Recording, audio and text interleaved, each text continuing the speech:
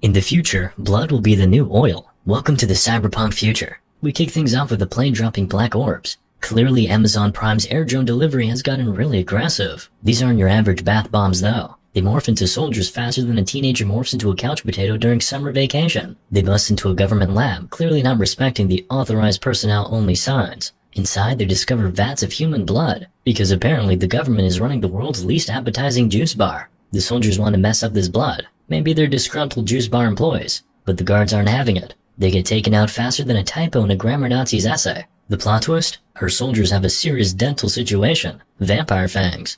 Plot twist here? They're hæmophages. Mutants with a lethal sickness. I mean, talk about a bad day. You become a vampire and you're infected with a deadly sickness. The cops, being rational people, immediately decide to go all Van Helsing on the leader. Now this sickness, this isn't any regular flu. Stop me if you've heard this one before. This bad boy has been hanging around for generations, waiting for its chance at fame. Some genius in the military thought it would be a great idea to tweak it for super soldiers. Spoiler alert, it didn't work. Instead, they got the world's worst sickness outbreak and a bunch of short-lived, super-powered vampires. I bet that guy isn't getting Employee of the Month. Fast forward and we've got health officials treating the infected like they're fans of pineapple on pizza, making them wear bracelets, sticking them in special camps, and eventually just straight up booting them out. Enter our hero, Violet. No, not Violet from Charlie and the Chocolate Factory, although they do share a certain fondness for the color purple. She's the founder of the underground resistance, because someone's got to stand up for the pineapple pizza lovers. I mean hæmophages. Then there's Vice Cardinal Ferdinand Daxus. Seriously, who names these people? Who's basically the health organization's Thanos. He's got a secret weapon 10 years in the making that he's just itching to use on the hæmophages. Daxus is waiting for a courier to deliver this weapon. Next up, we've got this courier, a purple-haired lady walking into a maximum security lab, like she's about to get the most invasive spa treatment ever.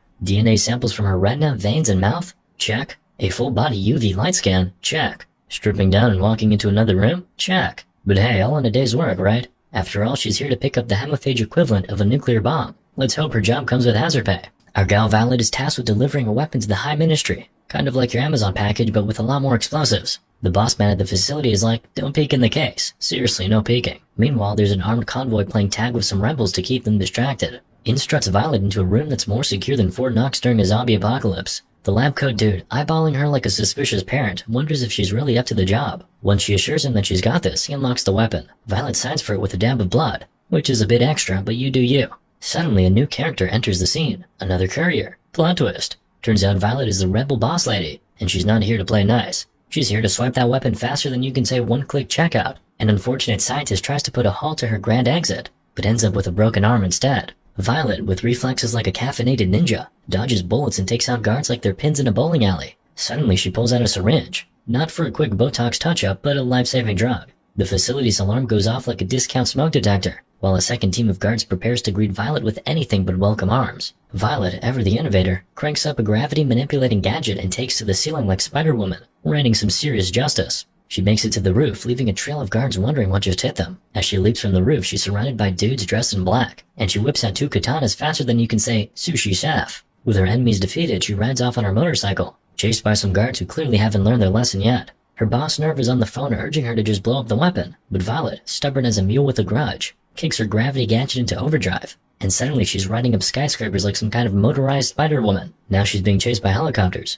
She hops from roof to roof, shaking off the choppers like a dog shaking off water after a bath. Eventually she ditches the bike and continues on foot. She gets a holographic call from Nerva, who's worried she's risking too much. Violet, however, assures him that she's lost the authorities, probably still looking up at the skyscrapers. In the elevator, she decides to take a peek in the case, breaking the #1 rule of Secret Courier Club. Surprise, surprise, it's not a weapon, it's a kid. Violet, probably regretting that she didn't get a tracking number for the package, tells Nerva the shocking news. Nerva reveals that the kid is actually a walking bioweapon, which really takes "kids will be the death of me" to a whole new level. So here's the skinny. Nerva's got it in for the kid. Violet, on the other hand, begs to differ. She's convinced that the kid's more of an antivirus drive than a biological Trojan horse. She believes his blood's got the good stuff, the cure to the hæmophage blues. Nerva, though, has a hate-on for humanity that's worse than a vegan at a barbecue. Violet dips out, but plot twist. She's left a holographic stand-in of the boy in the briefcase, while the real star of the show is waiting for her in the elevator. To rescue him, Violet has to go all John Wick on her coworkers. Trying to beat a hasty retreat, they end up on a rooftop that's property of the Chinese mafia.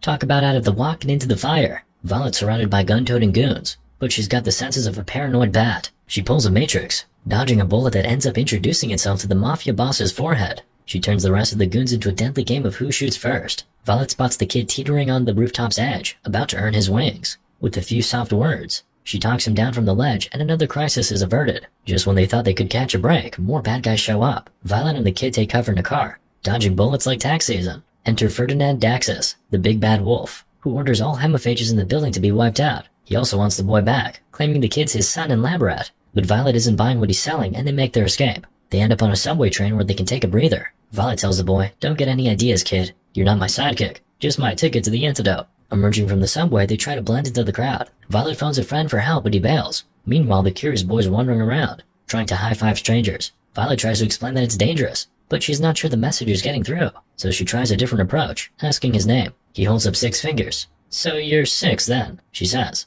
But their moment is cut short by soldiers storming the building. Violet tries to draw 6's blood, thinking his antigen-rich juice could be the key to a cure. 6, however, pulls a diva move and pushes her away, threatening to scream. Violet, caught off guard, takes him to a safer place. She breaks down the situation for him. There's a full-on war between humans and hæmophages. Daxus, the head honcho of the baddies, injected 6 with the biological equivalent of a nuke to wipe out the hæmophages. But 6 might also be their magic 8-ball to predict and prevent their doom. So 6, congrats, you're now the most valuable pint-sized piece of humanity on the planet. So the dynamic duo rolls up unannounced at Garth's hideout. And surprise, surprise, he's a scientist who's all about hæmophages. Talk about being niche. Violet works her charm and he agrees to poke around inside the kid. But there's a catch. The results will take a few hours. Time for a snack, maybe? In the meantime, mercenaries led by Daxus go all party crashers on the hæmophages HQ. The rebels manage to corner the deputy cardinal, but soon they're the ones who are trapped. Only Nerva survives and the villain goes full-on ninja, wiping out the hæmophages at lightning speed. Later, Violet and the boy have a heart-to-heart while watching people launch rockets. Talk about your explosive bonding experiences, am I right? Violet spills the beans on her fave swinging spot along a dusty road, but as a mutant, she's got 0 human bliss points left. The boy, being the empathetic little dude he is, assumes Violet's sickness is slowly killing her. How's that for a mood killer? Garth eventually injects Violet with a pick-me-up and hands her a notebook filled with the boy's scientific doodles. Plot twist, there are no antigens in the kid's body, and the medicine Daxus gave him is radioactive. Yep, the poor boy's basically a ticking time bomb with only about 8 hours left. Yikes. Violet takes the boy to a crowded store, realizing he can't help her goals. She pulls a fast one by giving him a beacon, so the guards track him down while she makes a sneaky exit. But then she's hit by a major guilt trip and decides to go back for him. In the market, shots are fired, and Violet finds out that the boy had put the beacon on another kid who got caught in the crossfire. Cue Violet, "I've made a huge mistake" face. Reuniting with the boy on a stairwell, they're interrupted by rebel leader Nerva, who kidnaps the kid. Violet gives chase but has to kick some hæmophage butt on the way. Finally, Violet reaches the tower where Nerva and the remaining hæmophages are having a cliffhanger party with the boy as the guest of honor. Nerva spills the beans. The antigens are actually harmful to humans, not hæmophages. Violet's confused about why humans would want to destroy their own kind, but Nerva's just rolling in dough from his deal with Daxus to exterminate humanity. Violet's priorities have shifted, and now she's all about saving the boy. Meanwhile, the kid tests gravity by throwing a shoe into the abyss, to see how long it'll take to fall. Violet catches on and realizes she's got time to whoop everyone's butt and save him. And so, like a true action hero, Violet goes full samurai with her katana, taking out her former comrades and making sushi out of them in seconds. So there's Nerva, who's so ticked off. He lets go of the rope like it's a sale item on Black Friday. This kid who's just been hanging around, literally, tumbles into the abyss like a dropped cell phone with no case. After going sicko mode on the hæmophages, Violet's left with only Nerva, who she kindly offers a katana throat massage. In the nick of time, she grabs the rope like it's the last slice of pizza, and hauls the kid out of the abyss. She breaks it to him that Daxus went all mad scientist, injecting him with a protein that's causing more internal damage than a Taco Bell binge. The clock's ticking and this kid needs an antidote like an influencer needs validation. Violet, getting desperate, decides to FaceTime Daxus. Daxus, being the classic villain, pulls the old "saving the kid is as possible as finding a parking spot in downtown" card, but offers a trade. The kid for a sickness cure. Oh, and he casually drops that the kid is clone number 6 out of 8, like he's ordering McNuggets. Violet, like any self-respecting action hero, decides to crash the High Ministry's party to find the antidote. But what's waiting for her? Daxus and an army of armed guards, probably bored out of their minds. Daxus tries to gaslight her that the antidote's as real as a unicorn, but Violet knows better. This guy wouldn't let out a sickness without a safety net. Admitting to the antidote's existence, Daxus unveils his plan to spread the sickness like a bad meme, selling the antidote to the highest bidder. Talk about a great business model.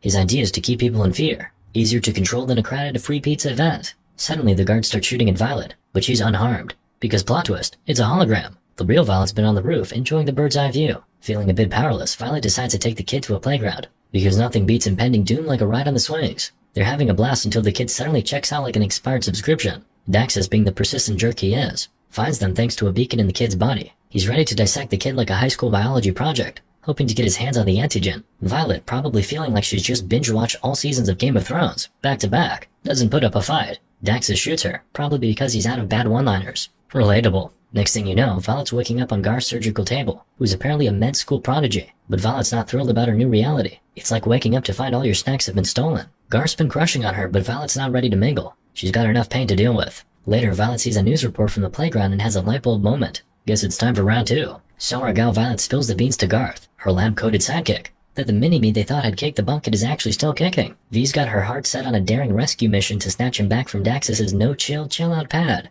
Garth's gobsmacked, wondering how this pint-sized prodigy survived, and tries to talk her out of this ridiculous plan. Garth lets Violet in on the juicy secret. Those doodles the kid's been scribbling, they're actually the recipe for the cure to haemophagia. Plot twist, right? Daxus probably cooked it up eons ago, and the kiddo just happened to remember the formula. That's like remembering the lyrics to Bohemian Rhapsody after hearing it just once. Violet, being the softie she is, gives Garth's cheek a comforting pat, promising she won't ditch him like a bad blind date. Then she swaggers into Villain Central, ready for a round of fisticuffs with Daxus's goon squad. Once she's played whack-a-mole with them, she goes all emo and cuts her palms, turning her fresh from the laundry white robes into a scene straight out of a Tarantino flick. The building's alarm system goes haywire, and hundreds of guards barrel out to confront her. But Violet? She's like an over-caffeinated ninja, disposing of them with the grace of a ballet dancer and the brutality of a UFC champion. She finds her way to the Popsicle-ified Junior, and the final showdown is on. V tries to give Daxus the world's most intense facial with her infected blood, and he, in a shocking display of hygiene, wipes it off. In the dark, Daxus drops a truth bomb, revealing he was the mad scientist who whipped up the virus, turning folks into super soldiers.